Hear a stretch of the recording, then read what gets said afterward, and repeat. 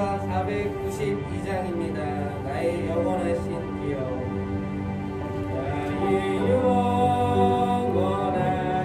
기여, 생명보다 귀하다. 나의 갈 길 가다도록 나와 동행 가소서. 주께로 가까이, 주께로 가오리.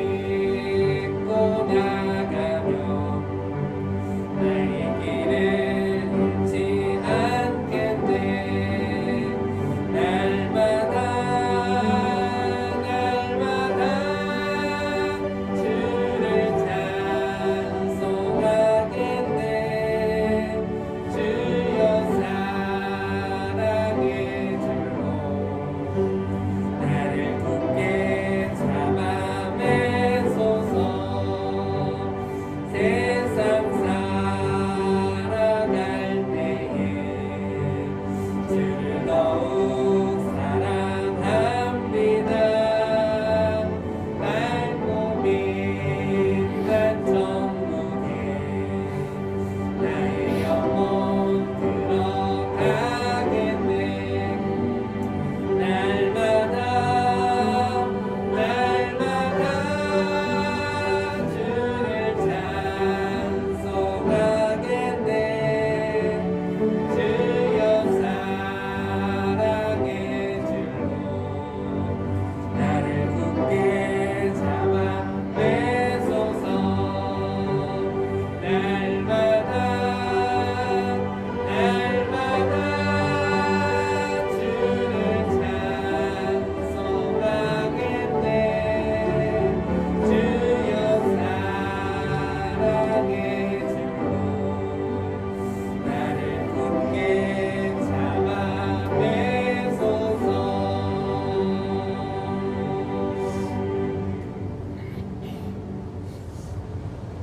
아멘. 하나님은 영이시니 예배하는 자가 신령과 진정으로 예배할지니라. 아멘.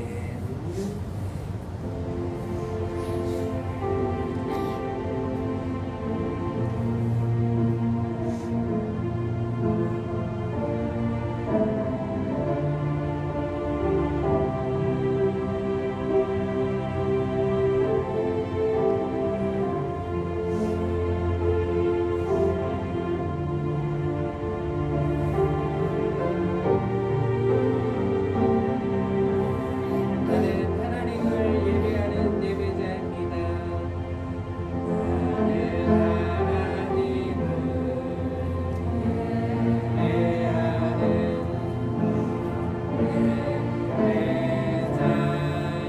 예배자입니다. 내가 서 있는 어디서나 하나님을 예배합니다. 내 영혼 거룩한 은혜를 향하여 내 마음 완전한 하나님 향하여 이곳에서 바로 이 시간 하나님을 예배합니다. 나는 하나님을 예배하는 예배자입니다. 나는 하나님을 예배하는 예배자입니다. 내가 서 있는 곳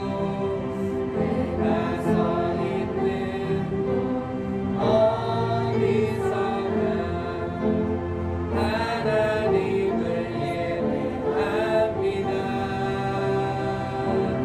내 영혼 거룩한 은혜를 향하여 내 마음 완전한 하나님 향하여 이곳에서 바로 이 시간 하나님을 예배합니다.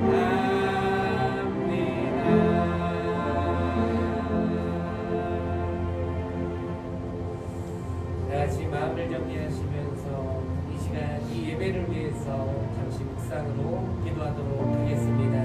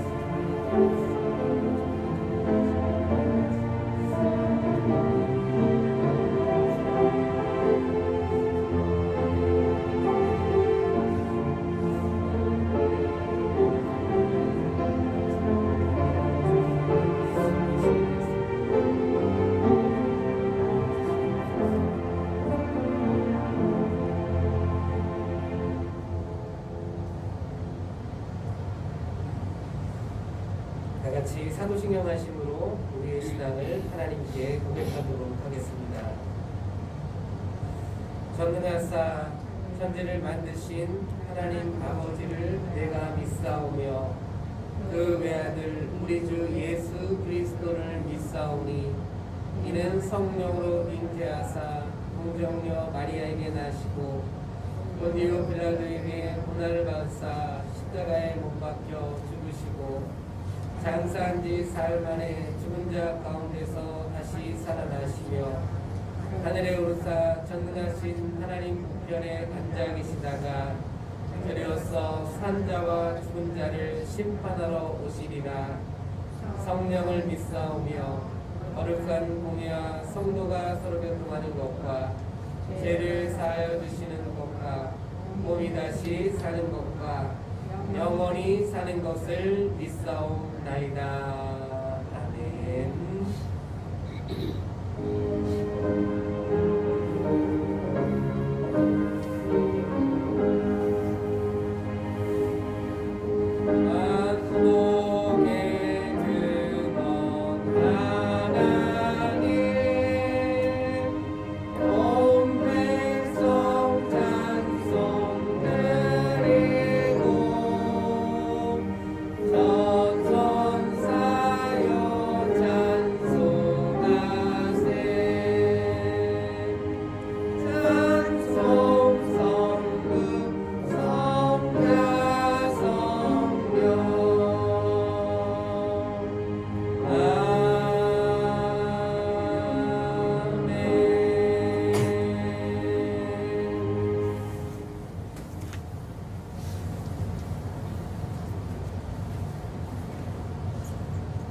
오늘 우리가 다같이 보실 하나님의 말씀은 요한복음 19장 1절에서 16절 말씀입니다. 신약성경 181쪽에 나와 있습니다. 요한복음 19장 1절에서 16절 말씀입니다. 다 찾으신 줄로 알고 제가 봉독하도록 하겠습니다. 이에 빌라도가 예수를 데려다가 채찍질하더라. 군병들이 가시로 면류관을 엮어 그의 머리에 씌우고 자색 옷을 입히고 앞에 와서 가로되 유대인의 왕이여 평안할지어다 하며 손바닥으로 때리더라. 빌라도가 다시 밖에 나가 말하되 보라 이 사람을 데리고 너희에게 나아오니 이는 내가 그에게서 아무 죄도 찾지 못한 것을 너희로 알게 하려 함이로라 하더라.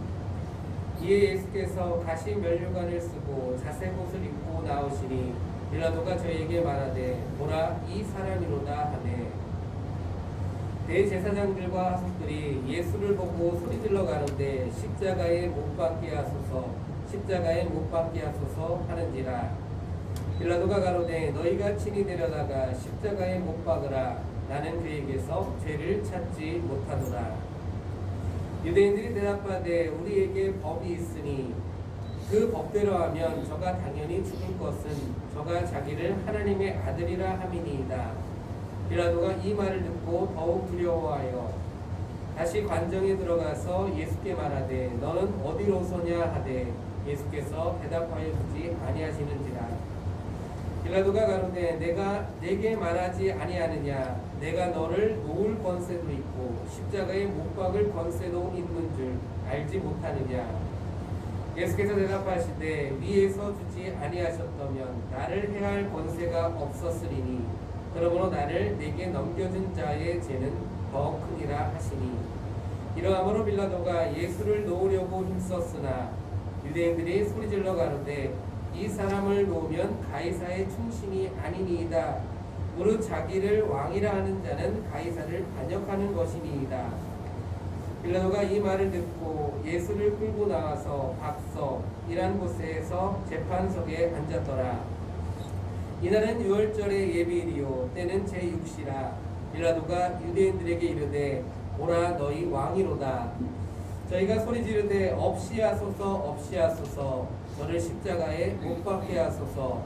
빌라도가 가로되 내가 너희 왕을 십자가에 못 박으랴. 대제사장들이 대답하되 가이사 외에는 우리에게 왕이 없나이다 하니 이에 예수를 십자가에 못 박히게 저희에게 넘겨주니라. 아멘.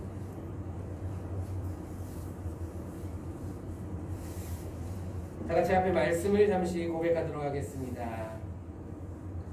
무릇 여호와를 의지하며 여호와를 의뢰하는 그 사람은 복을 받을 것이라. 그는 물가에 심기운 나무가 그 뿌리를 강변에 뻗치고 더위가 올지라도 두려워 아니하며 그 잎이 청청하며 가무는 해에도 걱정이 없고 결실이 그치지 아니함 같으리라. 아멘. 오늘 이렇게 하나님께 예배로 나가는 옆 사람들과 함께 잠시 눈으로 인사하도록 하겠습니다. 예수님의 이름으로 당신을 사랑하고 축복합니다.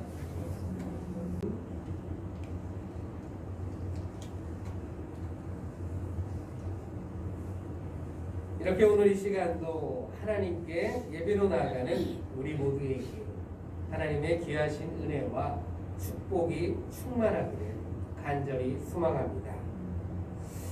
특별히 추운 겨울 날씨에도 불구하고 하나님께 예배드리는 이 시간을 잊지 않고 이곳에 모이신 여러분들을 진심으로 환영하며 오늘도 우리에게 주시는 말씀을 통해 정말 이 추운 날씨도 거뜬히 이겨낼 만한 충만한 은혜가 넘치시기를 주님의 이름으로 축복하며 축복드립니다. 여러분, 지난주에는 갑작스러운 폭설로 인해서 정말 한바탕 난리도 아니었던 것 같습니다. 눈길로 인해서 도로가 막혀 많은 사고가 났는가 하면 퇴근 시간이 엄청 길어지고 또한 다음날 출근길에도 정말 많은 사람들에게 엄청난 어려움이 있었는 줄로 알고 있습니다. 무엇보다 특별히 여러분들은 그 폭설로 인해서 아무런 사고나 어려움은 없으셨는지 모르겠습니다. 저는 개인적으로 지난 수요일 폭설이 내리던 그 날에 아시는 선교사님 가정을 잠시 방문하게 되었었습니다. 정부에서 시행하고 있는 5인 이상 모임 금지가 있기 전에 이 선교사님 가정을 만나 교제를 한 적이 있었는데 그때 선교사님 자녀들에게 겨울 옷이 필요하다는 이야기를 듣게 되었고 마침 아내의 친구 가정에서 물려줄 수 있는 옷을 전달받게 되어서 그것을 잠시 전달해주기 위해 방문을 하게 되었던 것이었습니다. 그리고 잘 전달해주고 집으로 돌아오는데 갑자기 폭설이 내리기 시작했던 것입니다. 그때 집으로 돌아오는 길, 그때 그 차 안에는 저희 가정, 저와 아내 그리고 두 아들이 타고 있었습니다. 그런데 폭설이 내리는 상황을 대하는 너무나도 다른 두 모습이 그 차 안에 있음을 저는 보게 되었습니다. 먼저 저와 아내는 눈길을 달려야 하는 상황으로 인해서 조금은 긴장된 마음이 있을 수밖에 없었습니다.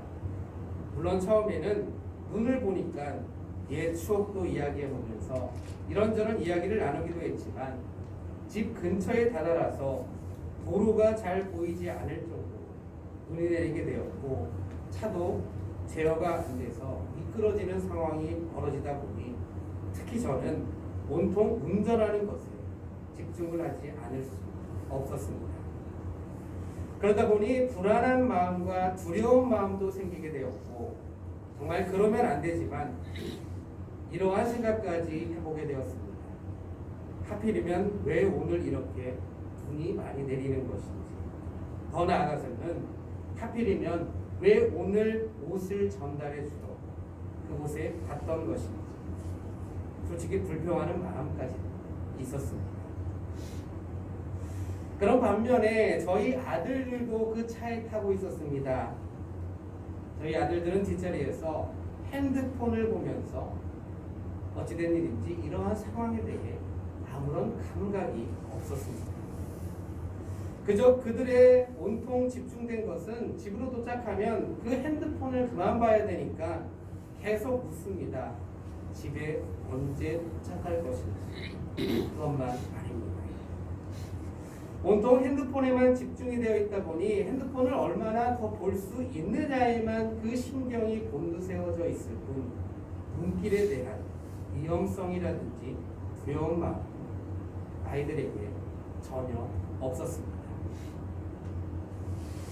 그렇다면 여러분 여기서 한 가지 궁금한 점, 똑같은 상황, 똑같은 공간에 있었음에도 불구하고 왜 전혀 다른 모습이 드러나게 되었던 것일까요?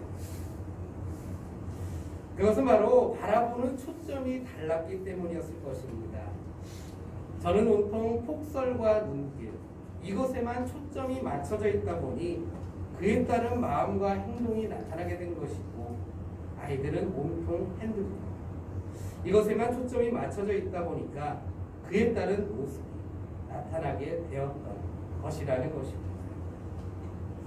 즉 이야기를 통해서 다시 말하자면 무엇에 초점을 맞추고 우리에게 주어진 상황을 바라보느냐에 따라서 때론 전혀 다른 모습이 나타날 수 있다는 것입니다.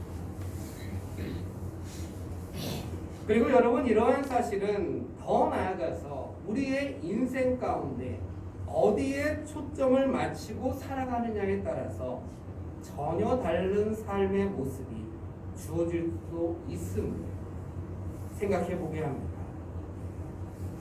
여러분 모든 그리스도인들이 믿고 의지하는 예수님께 초점을 맞춘 인생, 그리고 예수님이 아닌 다른 무엇인가에 초점을 맞춘 인생은 전혀 다른 모습이 나타날 수밖에는 없지 않겠습니까?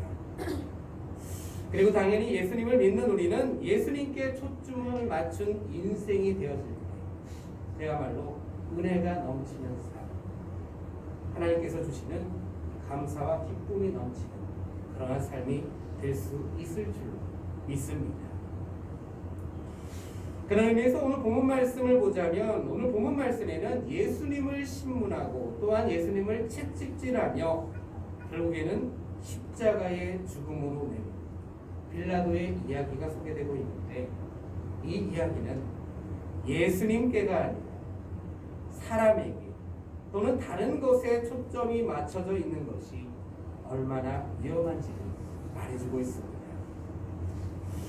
본문 말씀을 살펴보면서 우리가 왜 예수님께 초점을 맞춰야 하는지, 또한 예수님께 초점을 맞춘 인생이 되려면 어떻게 해야 하는지를 생각해보며 오늘 우리에게 주시는 은혜를 나누어 보도록 하겠습니다. 먼저 첫 번째로 예수님이 아닌 사람을 의식하며 모든 행동을 하는 사람은 그 결과가 옳지 않고 좋지 못할 것이기 때문에 예수님께 초점을 맞춰야 한다는 것입니다. 본문 말씀 1절입니다. 제가 읽도록 하겠습니다. 이에 빌라도가 예수를 데려다가 채찍질하더라. 우리가 지난번에 나누었다시피 유대인들로부터 고소를 당하신 예수님은 빌라도에게 신문을 받으셨습니다.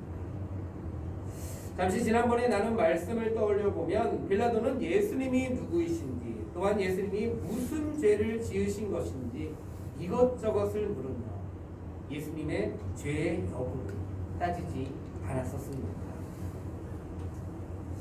물론 아무런 죄도 찾을 수 없었지만 유대인들의 아우성이 그때 당시 너무 극에 달했기 때문에 빌라도는 계속해서 예수님을 신문할 수밖에 없었습니다.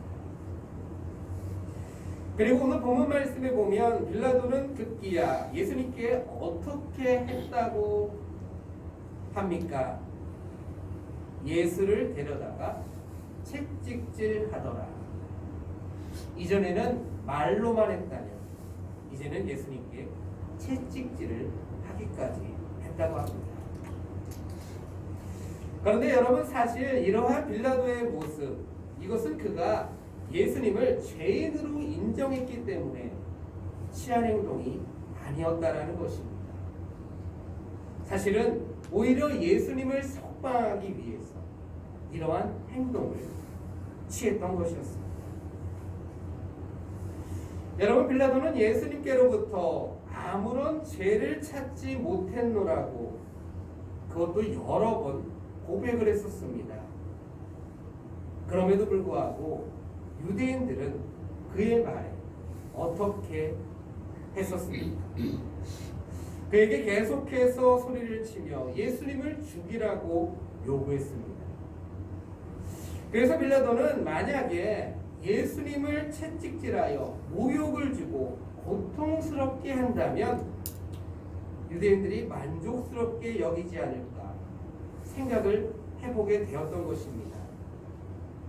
즉 다시 말하자면 그는 예수님을 채찍질함으로써 유대인들에게 만족을 두고 또한 그들을 달래서 예수님을 석방시키려는 한 가지 수수이자 편법을 사용하고자 했던 것이었습니다.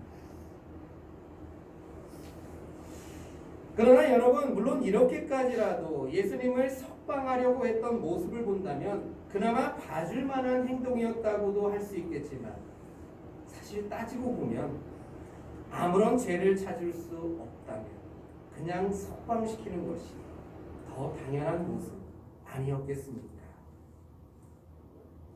하지만 그렇게 하지 않았다는 것은 공정한 재판을 해야 하는 자신의 의무를 다하지 않은 것이었습니다.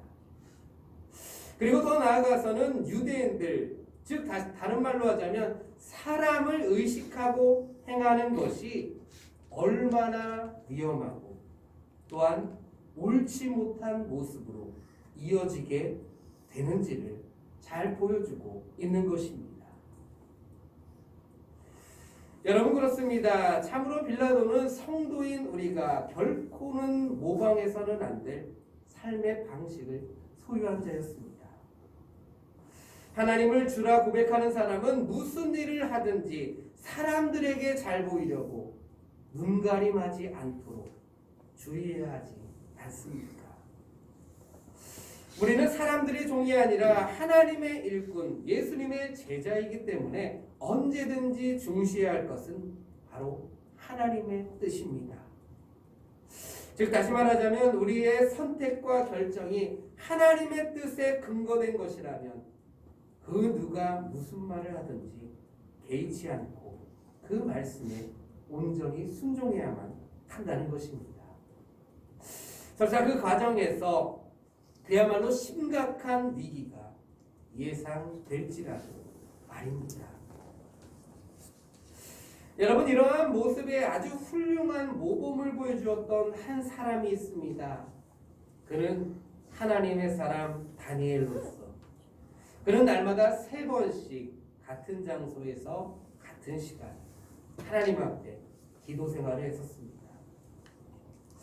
그런데 그의 대적들은 그것을 이용해서 그를 공경에 빠뜨리려고 했었습니다. 여러분, 그때 다니엘은 어떻게 행동했습니까? 그는 구차하게 이런저런 이유를 들면서 불의의 세력과 타협하기를 거부했습니다. 그리고 하나님을 선택하기로 마음을 먹고 계속해서 하나님께 기도로 나아가는 것이 분명 하나님의 뜻임을 믿으며 여지껏 했던 대로 하던 모습 그대로를 행했습니다. 여러분, 그랬더니 어떻게 되었습니까? 그는 결코 비굴해지지 않았습니다. 잠시 자신의 안위를 지키기 위해 이런저런 핑계를 대거나 사람들에게 구차한 병명을 늘어놓지도 않았고 오히려 그 모든 일들을 통해서 하나님의 영광을 드러내는 그야말로 멋진 모습을 나타내며 더불어 하나님의 귀한 은혜를 누릴 수도 있었습니다. 물론 이러한 다니엘의 모습은 그 누가 봐도 결단코 쉽지 않은 결단과 선택이겠지만 바로 이것이야말로 우리가 본받고 행해야 될 모습이 된다는 것입니다. 여러분, 하나님을 향한 믿음으로 나아가면서 하나님의 뜻을 마음에 품고 하나님의 말씀에 온전히 순종하며 나아가려면 가장 중요한 것은 사람을 의식하는 행동 또는 사람의 눈치를 보는 모습이 있어서는 안 된다는 것입니다. 오히려 하나님의 뜻, 하나님의 말씀, 하나님의 명령에만 온전히 충실해야만 됩니다. 오직 예수님께 초점을 맞추고 주님의 인도하심을 따라 나아가게 될 때 다니엘처럼 비굴하지 않은 인생을 살아갈 수도 있고 그 어떠한 시험에도 결코 굴하지 않는 귀한 모습, 귀한 믿음의 삶의 모습이 될 수도 있습니다. 그러므로 사람을 의식하기보다 오직 예수님께 초점을 맞추어 여러분들에게 주어지는 모든 일들, 여러분들에게 주어지는 모든 상황들을 바라보는 여러분들이 되시기를 바랍니다. 그래서 정말 어떠한 상황에도 여러분들에게 있는 그 믿음을 저버리지 않고 도리어 믿음으로 행하는 모든 모습들을 통해 하나님의 영광을 드러내며 주님이 주시는 승리와 은혜의 기쁨을 누리는 맛보게 되는 여러분들이 다 될 수 있으시기를 주님의 이름으로 축복드립니다. 두 번째로, 그렇기 때문에 성도에게는 매 순간 선택의 결단이 요구된다는 것입니다. 본문 말씀 6절입니다. 대제사장들과 하속들이 예수를 보고 소리질러 가로되 십자가에 못 박게 하소서, 십자가에 못 박게 하소서 하는지라. 빌라도가 가로되 너희가 친히 데려다가 십자가에 못 박으라. 나는 그에게서 죄를 찾지 못하노라. 그런데 예수님을 석방하기 위해서 편법을 쓰고자 했던 그 빌라도의 의도를 대제사장들과 하속들도 알아챘습니다. 그래서 그들은 일제히 빌라도를 향해서 예수님을 십자가에 못 박아야 한다고 소리를 쳤습니다. 물론 빌라도가 여전히 죄를 찾지 못했다고 그들에게 말을 하기는 했지만 그들에게는 예수님에게 죄가 있는지 여부는 그리 중요하지 않았었습니다. 그저 예수님을 죽임으로써 예수님을 제거해야 한다는 것이 그들의 유일한 목적이었기 때문에 빌라도의 태도를 받아들일 수 없었던 것입니다. 그래서 그들은 많은 무리들을 조성하고 선동하는 일에 성공을 했으므로 이제 소리치는 모습으로, 즉 난동을 부리는 모습으로 빌라도의 마음을 빼앗아 그것을 이용하려고 했던 것입니다. 그런데 여러분, 여기서 우리가 또다시 주목해야 할 부분은 바로 빌라도의 어정쩡한 태도입니다. 여러분, 그는 분명 예수님의 죄가 없음을 알았고 또한 자기 아내로부터 예수를 해롭게 하지 말라는 그러한 이야기를 들었었습니다. 그래서 할 수만 있다면 석방하기를 원했고 따라서 석방을 하기 위한 구실을 이렇게 찾았던 것입니다. 하지만 여러분, 한번 잘 생각해 보자면 빌라도는 총독으로서 그에 따른 권한을 가지고 있던 사람이 아니었습니까? 아니나 다를까 그는 예수님께 이렇게 말하기까지 했었습니다. 본문 말씀 10절입니다.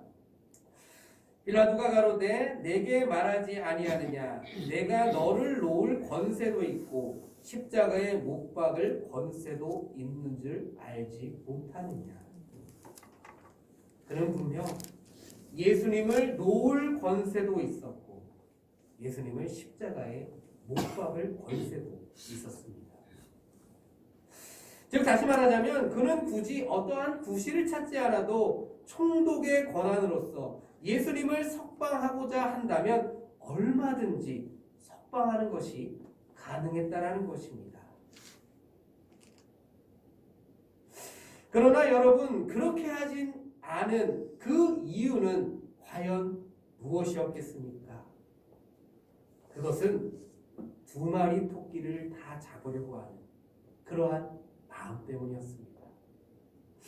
유대인의 민심도 잃지 않으면서 예수님도 석방하기를 원하는 그러한 마음 말입니다. 즉 다시 말하자면 할 수만 있다면 본인의 양심의 짐도 덜고 또한 민심도 잡으려는 그 마음이 있었기 때문에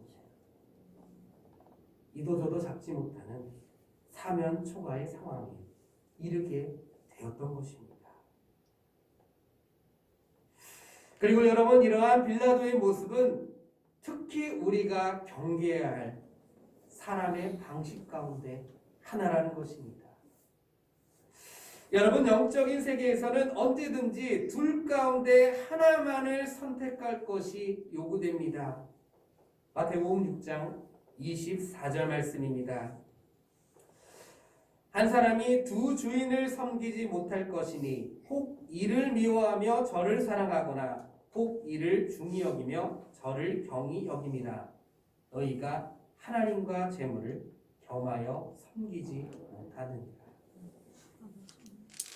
요즘 설교 시간마다 계속 반복해서 이 말씀을 선포하게 하시는데 우리는 하나님과 세상 이 두 가지 모두를 겸하여 섬길 수 없습니다.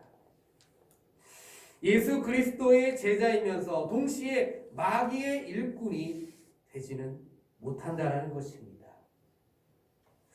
우리는 하나님과 재물, 조금 다르게 말하자면 하나님과 세상 이 둘 중 하나를 택하면 다른 하나는 반드시 버려야 하는 그러한 입장에 놓여 있습니다. 그럼에도 불구하고 성도들이 신앙생활에서 실패하는 대부분의 원인은 바로 버려야 할 것을 버리지 못하고 둘 다 잡으려고 하기 때문이라는 것입니다. 여러분, 하나님과 세상, 하나님과 마귀 둘 중 어떤 것을 선택하시겠습니까? 당연히 하나님을 선택해야 한다고 말하지만 솔직히 실제로는 하나님과 세상 이 두 가지를 모두 다 잡고 싶은 것이 사람의 마음 아닙니까? 사랑하는 성도 여러분, 주님께서는 우리에게 하나님이 됐든 세상이 됐든 하나만 선택하라고 요구하고 계십니다. 더욱이 하나님을 선택해야지만 하나님 안에서 귀한 약속의 말씀들이 이루어지는 은혜의 삶이 될 수 있을 것이라고 말씀하십니다. 여러분, 예수님의 제자가 되기 위한 첫 번째 조건이 무엇이었습니까? 마태복음 16장 24절 말씀입니다. 이 예수께서 제자들에게 이르시되 아무든지 나를 따라오려거든 자기를 부인하고 자기 십자가를 지고 나를 쫓을 것입니다. 바로 자기를 부인하는 것입니다. 아무리 특별한 사람이라고 해도 이것이 선행되지 않으면 결코 예수님의 제자가 될 수 없습니다. 삶의 중심이 나에게서 예수 그리스도로 바뀌었을 때 우리의 초점이 이제껏 나에게 있었지만 아니면 세상에 있었지만 그것이 오직 예수 그리스도만 있게 될 때 이것이 곧 자기를 부인하게 되는 것이고 그때야말로 비로소 예수님을 쫓는 제자의 모습, 즉 주님께서 인도해 주시는 삶으로 나아가는 귀한 삶의 모습이 될 수 있는 것입니다. 그리고 그 인도하심 가운데 비로소 이런저런 하나님의 귀한 일들, 하나님의 역사하심, 하나님의 귀한 은혜들을 비로소 맛볼 수 있게 되는 것입니다. 그러므로 이 말씀을 기억하셔서 매 순간을 나를 부인하고 오직 주님께 여러분들의 초점을 맞추는 여러분들이 되시기를 바랍니다. 되지도 않는 하나님과 세상, 주 예수 그리스도와 나, 이 두 가지의 모습을 모두 잡으려고 하지 마시고 그저 하나님만, 오직 예수 그리스도만 선택하는 여러분들이 다 되시기를 바랍니다. 그래서 내가 중심이 되었던 삶이 예수님이 중심이 되시는 삶이 되어서 하나님의 뜻하심에 따라 나아가는 삶, 주님의 인도하시는 은혜의 자리로 날마다 나아가는 귀한 삶의 모습들이 다 될 수 있으시기를 주님의 이름으로 축복드립니다. 이제 마지막으로 세 번째, 우리가 예수님께 초점을 맞춰야 하는 이유는 바로 주의 통치를 거절하는 자는 이미 주님의 백성이 아니기 때문입니다. 본문 말씀 14절에서 16절 말씀입니다. 이 날은 유월절의 예비일이요 때는 제6시라. 빌라도가 유대인들에게 이르되 보라 너희 왕이로다. 저희가 소리 지르되 없이 하소서 없이 하소서 저를 십자가에 못 박게 하소서. 빌라도가 가로되 내가 너희 왕을 십자가에 못 박으랴. 대제사장들이 대답하되 가이사 외에는 우리에게 왕이 없나이다 하니 이에 예수를 십자가에 못 박히게 저희에게 넘겨주니라. 이제 빌라도와 유대인들 사이에 전개되었던 긴박했던 줄다리기가 모두 끝나고 마침내 예수님은 십자가에 못 박히시게 유대인들에게 넘겨주시게 되었습니다. 결국 유대인들의 소원이 이루어지게 된 것입니다. 그런데 이러한 과정 가운데 정말 우리에게 의미심장하게 들리는 한마디가 있습니다. 여러분, 빌라도는 예수님을 유대인들의 왕이라 칭했으나 유대인들은 그 말에 어떻게 응대를 했습니까? 가이사 외에는 우리에게 왕이 없나이다 하니 유대인들은 예수님뿐만 아니라 가이사 외에는 그 어떠한 왕도 자신들에게는 없다고 말을 합니다.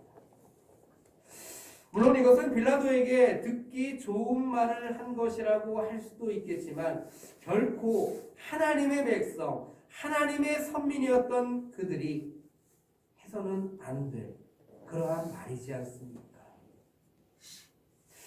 여러분, 예수님은 그렇다고 하더라도 그들이 지금 섬기고 있는 하나님, 그 하나님이 그들의 왕이 되지 않으십니까? 그런데 이렇게 말한다는 것은 영적인 무지와 함께 하나님께 대한 불신이 있었음을 말하는 것과 다름이 없는 것이었습니다. 여러분, 예수님께서 유대인들의 왕이라는 사실은 그분이 나시던 밤에 이미 동방에서 별을 보고 찾아온 박사들에 의해서 공경연하게 증거된 사실이었습니다. 이로 인해서 헤롯은 후환을 없애고자 베들레헴을 중심으로 모든 지경 안에 있는 2세 이하의 사내 아이들을 학살하기까지 하지 않았었습니까? 그럼에도 불구하고 유대인들은 예수님께서 그들의 왕이 되심을 단호하게 거부한 것입니다. 그리고 이것은 곧 그분을 보내신 하나님의 통치에 대한 거부 의사를 밝힐 것과 마찬가지였습니다. 그들의 행위는 궁극적으로 하나님의 통치나 권위에 대한 정면 도전에 불과했습니다. 실로 유대인들은 이미 하나님의 백성이 아니었던 것입니다. 그들은 하나님의 선민이었음에도 불구하고 하나님의 통치를 거부함으로써 스스로 하나님의 백성이기를 이처럼 포기한 것입니다. 그런데 여러분, 문제는 이러한 일이 오늘날 우리의 교회 안에서도 때때로는 발생하고 있다는 것입니다.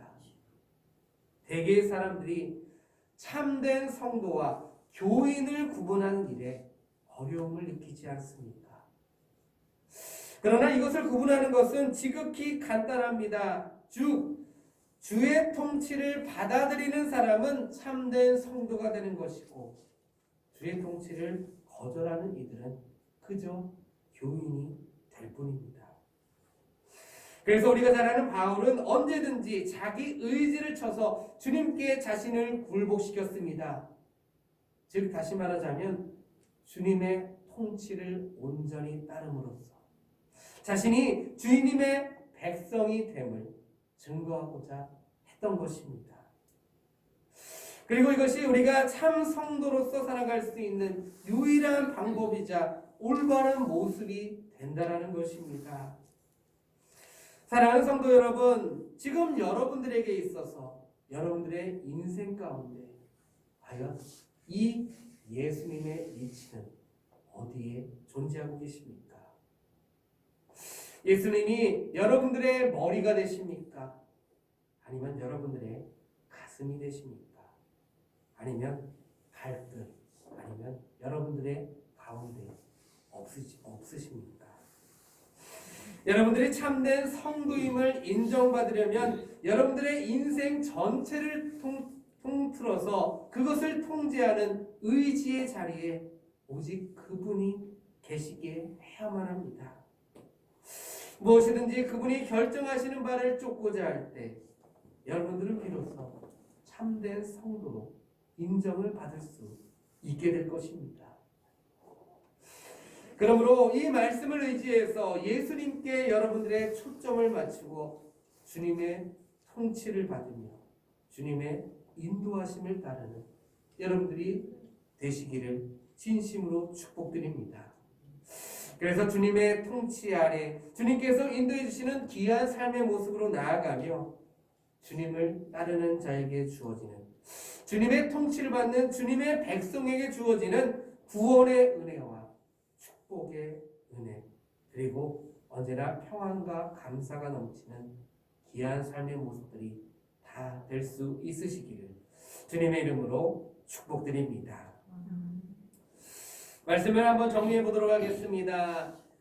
사랑하는 성도 여러분, 이 세상에는 아무 생각도 없이 살아가는 사람이 있는가 하면 잘못된 생각에 지배되어 살아가는 사람들도 있습니다. 또한 그런가 하면 예수님의 생각에 온갖 모든 초점을 맞추고 모든 일을 마주하며 살아가는 사람들도 있습니다.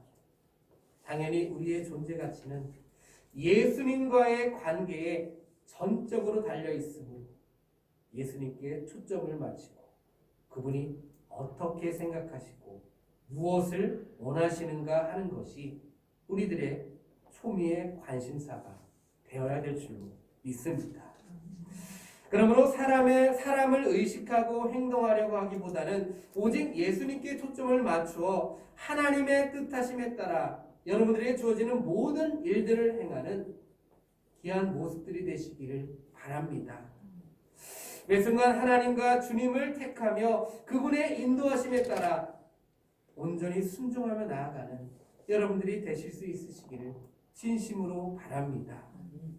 그래서 우리에게 주어지는 모든 일들, 모든 것들을 주님의 눈을 통해서 보고 주님의 심장을 통해서 느낌으로써 언제든지 항상 평안과 감사로 하나님의 영광을 찬양하며 나아가는 귀한 은혜의 삶의 모습들이 다 되시기를 주님의 이름으로 간절히 축원합니다.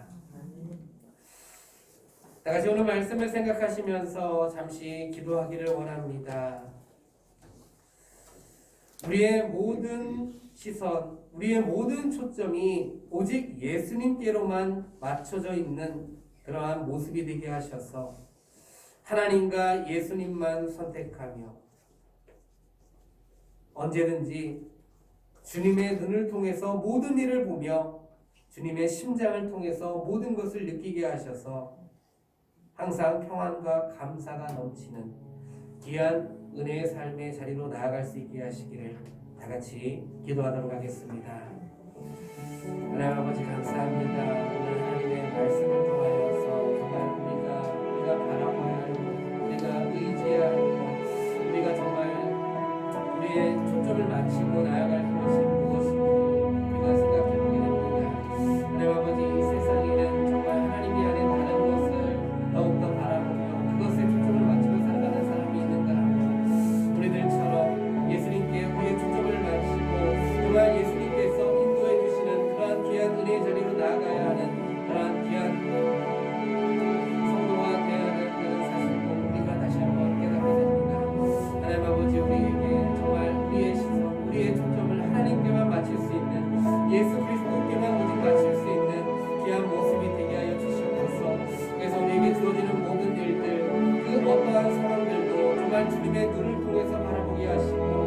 주님의 그 심장을 통해 그 모든 것을 느끼게 하셔서 정말 그 모든 일들 가운데서 우리요 하나님께서 주시는 평안과 감사가 넘치는 귀한 은혜의 모습이 될 수 있도록 인도하여 주시옵소서. 하나님 아버지 주어진 상황에 좌절하며 주어진 상황에 넘어지는 것이 아니라 그 모든 일들을 통해서 정말 주님을 더욱더 바라보며 주님 안에서 그 모든 일들을 정말 은혜로 바꾸어가는 귀한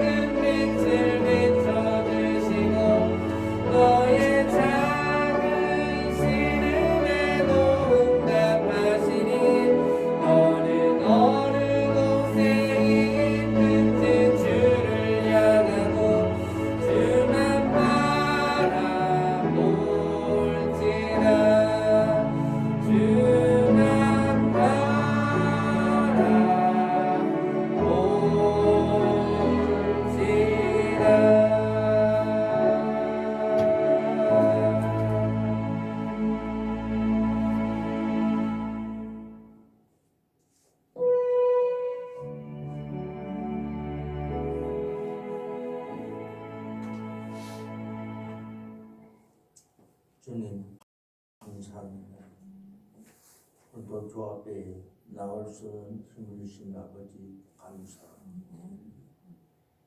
주 앞에 나와서 예배드리며 성별된 자녀가 성별된 인물 앞에 올려드립니다.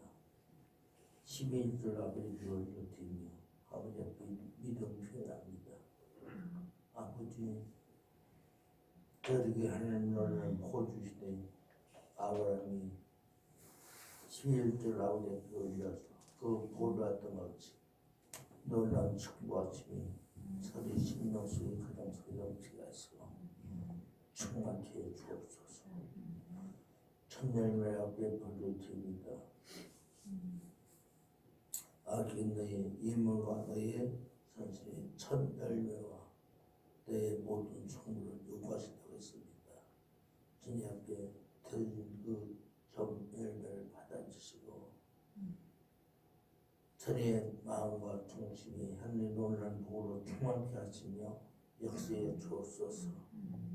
천개역 예물을 앞에 올려드립니다. 주 받으시고 우리가 땅끝 가져서 복을 중간을 삶이 있게 성경을 앞에 올리며 우리가 갖지 못한 곳에 공을 잡은 마음 가지고 귀한 예물 올려드리는 주님을 축복하여 주옵소서. 범사의 감사를 앞에 올려드립니다. 범사에 감사하라. 이는 그리스도 예수 안에서 너희 평안을 하나님의 뜻이라고 했듯이 날마다 범사에 감사를 마음 넘치게 하시고 충만하게 하시니 감사합니다. 영광보다 주옵소서. 아버지 앞에 성리 앞에 올려드리는 주님을 축복합니다.